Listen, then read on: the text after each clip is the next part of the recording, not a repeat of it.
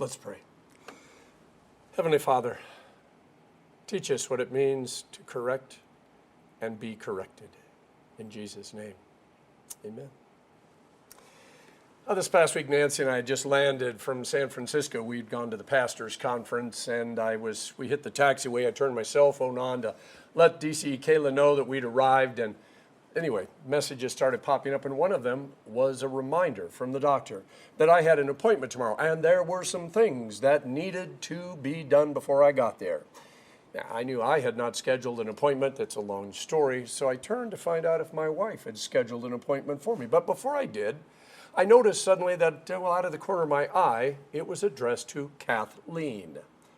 Last time I checked, Kathleen is not one of my aliases. So I texted them back and I said, sorry, you got the wrong number. They texted back, it's the number we have on file for you. I said, it's still the wrong number, especially, by the way, because once I took a look at the bottom, it was an OBGYN. Yeah, I think you understand why I knew for sure. So they thanked me finally for correcting them, said they would do their best to find Jennifer, and I really hope that Jennifer got the message. I cannot count the number of times that I have called someone by the wrong name, dialed the wrong number, bought the wrong product on Amazon, or forgot something that was really important. Now, to my credit, I never pushed the button that said, inbound missile, this is not a drill. But, what really mattered when I made a mistake, what really sticks out, is how the other person responded and how I handled it. Last week we talked about rebuking someone, and this week we're talking about correcting someone. And I know they sound very similar, but what sets them apart is the seriousness of the issue, whether the other person is open to being corrected, and how the correction is done. I keep bringing up the verse from Romans 12:18. If it is possible, as far as it depends on you, live at peace with everyone.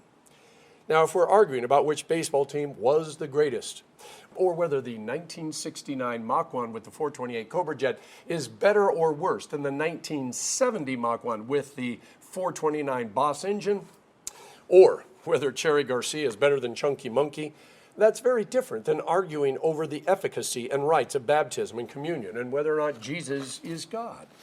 See, if you want to say Chunky Monkey is better than Cherry Garcia or Nest Tea is better than Lipton iced tea, I'll let you. We'll agree to disagree because I love you more than I love being right. But if we disagree on biblical teachings that could affect our eternity, that's a whole different matter. Remember Ephesians 6:12. Our struggle is not against flesh and blood. We're fighting Satan. We're not fighting our brother and sister. We're fighting Satan. See, our struggle is against Satan and his demons, who are not only trying to tear our brother and sister away from us, but far worse, tear them away from Jesus. Now, the text immediately before our theme verse from 2 Timothy says, evildoers and impostors will go from bad to worse, deceiving and being deceived. And then Paul goes on, but you, child of God, remain steadfast in what you have learned, to become convinced of, knowing who you learned it from. I had a classmate at the seminary who had a photographic memory. Yeah, once he saw something, never forgot it. I knew that I would never have as good a grades as he did. Yeah. We were in class one day and got a quiz back. I got a B, pretty standard for me, and all of a sudden his hand shot up and he said, Professor, you said I got answer number 5 wrong. I didn't. And then he quoted it verbatim from the book. The professor opened up the book and discovered that the book was wrong. Huh. Yeah, and what I learned that day was it isn't easy for someone with a photographic memory to relearn something. Once it's in their brain, it doesn't want to leave. That explains why that even when somebody hears the truth, they still struggle. 2 Timothy is St. Paul's last letter before he's executed for his faith. As long as he was alive, even if he was in a Roman prison, he could help pastors and congregations to know the Word of God, to know the truth.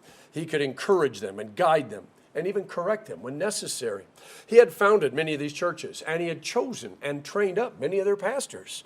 He knew Satan was going to continue to attack them, and he loved them so much that he didn't want a single one of them to be lost. So he wrote to the church at Philippi, I want to boast on the day of Christ that I did not run or labor for nothing, even if I am being poured out like a drink offering on the sacrifice and service coming from your faith. I am glad and rejoice with all of you, so you too should be glad and rejoice with me. But Paul's letters are also filled with words of caution. Now, he points out people and teachings and cultural issues that are tempting the people of God. Paul's testimony is very clear, but he speaks the truth in love, even when people don't want to hear it. Our text says, continue in what you have learned. But by the way, the Greek, and you know I'm not a Greek scholar, so I had to rely on a couple of expert friends for this. The Greek word is more abiding with than continuing.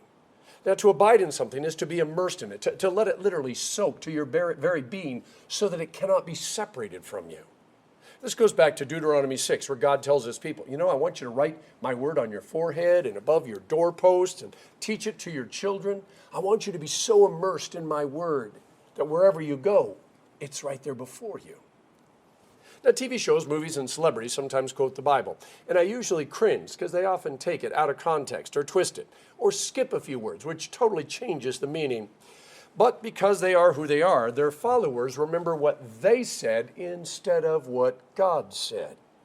There are also biblical subjects that get everybody so excited. They sell 1 million books. They cause a movie to become a blockbuster. And they get 1 million followers for some church because it promises, if you are faithful enough, that you will be healthy, you will be wealthy, and you'll prove to God that it was worth sacrificing his son because you were really that good.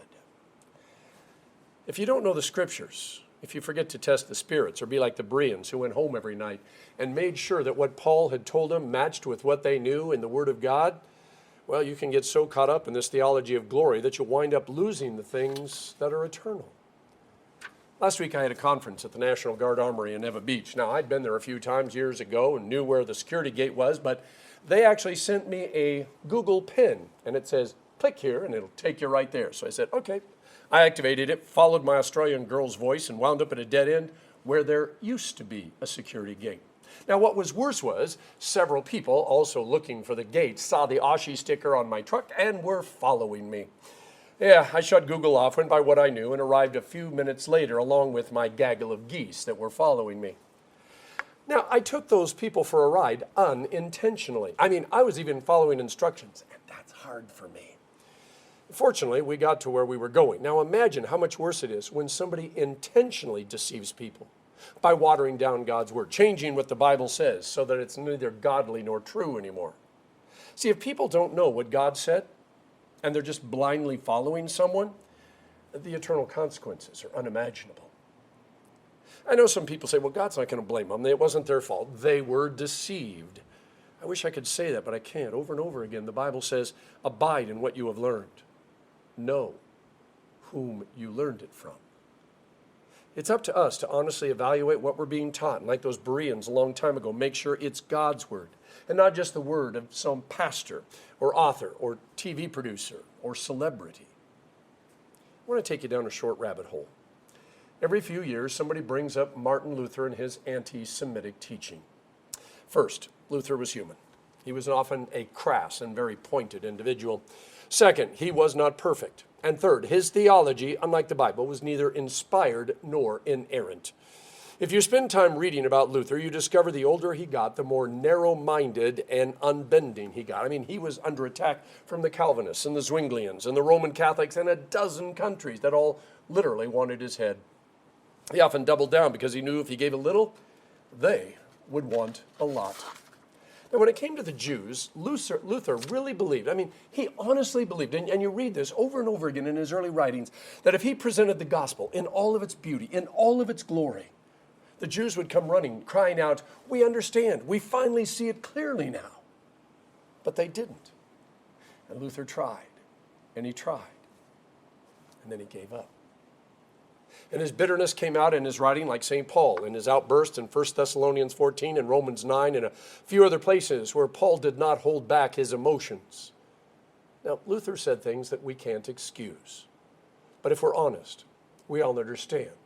Because sometimes we say things that we might mean, but we should keep it into here. You see, the real tragedy is that some people are pushed away from the gospel because of such words. And that's partially because they're not willing to do their due diligence. They just read the headlines and go on from there. Which is why when we correct someone, we must think and respond out of love and not emotions. To sentimentalize something is to cling to how we feel about something or someone instead of holding to a truth. The greatest challenge is accepting that we are the problem. See, we may try to point to a particular person or group or church or belief system and how they need correcting. But the truth is, none of us are perfect, and we all need correcting. That's why Jesus left heaven, got born in a stable, dealt with all of our garbage, suffered, died, and got resurrected. He didn't do it for them. He did it for us, by the way, and that's in the extreme plural. Sin and grace, lostness and foundness, darkness and light, pain and joy. We divide the world up into these things. But the truth is, where these things come together, that's where the gospel happens. That's why the cross, in all of its glory, is darkness and light, fighting back and forth. But then, as John says, the light always wins. We're all preachers. Oh, we may not all have pulpits or business cards or websites or book deals, but we are all preachers. God would have us speak the tragic truth of the gospel, which starts in a dark and echoing emptiness that would be our eternal home if Jesus had not come to bring life and light to us. The entire Bible is filled with stories about people literally just like us. But for reasons we can't fully understand, God chose to do something way beyond their ability. I mean, he chose to use them to accomplish miracles that can't be explained other than they're a miracle. And by the way, if that's all we get out of the story, how Moses parted the Red Sea, how Joshua brought down the walls of Jericho, how Elijah rode off to heaven in a fiery chariot, how Paul started a dozen churches even though he started off as an enemy of the church, we're missing the point of why these stories got told in the first place. Before any of them did anything, God corrected these heroes of the faith over and over and over again. Sometimes it took 40 days. Sometimes it took 40 years. Sometimes it took an entire lifetime. He brought them out of the darkness and into the light. He took from them, and whatever was terrible, nailed it to the cross and forgave them. And by the way, they went from being enemies of the cross to willingly taking up their crosses because they refused to give up God's grace and love, no matter what the world said. It was 1988. I'd been ordained in my home congregation, and in a few weeks I was going to become the assistant pastor of a church in Silicon Valley. Nancy and I had gone to Denver for a few weeks to visit with family. I went to the store to pick up some groceries, and when I looked up, the employee that was stuffing my Diet Coke and my cheese into the paper bag was a kid I knew in high school. Here he was, 9 years after graduation, working as a bag boy. But you got to know, in high school, he was a star athlete. He was the kid that all the girls wanted to date. An emotion came running back to me. See, my senior year, he and some of his friends had done something that could have been far worse than the small area of third-degree burns that I got on my body. And the school, by the way, made him write an apology note because they needed him to continue to play football, and so they weren't willing to go much further than that. I'd heard that he'd continue to make bad decisions, which is why he was where he was at. Few words were spoken, but I smiled. I gave him a generous tip. I said it was great to see him, and I wished him well. See, as much as I wanted to feel smug and self-righteous over this accidental meeting about how much greater I was than, well, he was, I couldn't. Jesus' words, love your enemies, came blasting into my brain for the rest of the day. I prayed for him, and I continue to pray for him. I have no idea what's going on in his life. Turns out, when you begin to grasp the gospel, there can be no peace for you until there is peace for everybody, and I mean everybody around you. And here is where we begin to understand the final words of Jesus. Father, forgive them, for they know not what they do. And it's finished, truly finished. Our heart and soul seeks first to be corrected, to begin to grasp the grace and the mercy of God, something we don't earn, something we don't deserve, something that is a gift. And then we pray that we become an instrument of God's peace to the world around us, not because we're so much better, but because we realize that until they have peace, there's going to be an empty place in our life and an empty room in heaven. And that's something that we simply cannot accept. In the name of the Father, and of the Son, and of the Holy Spirit. Amen.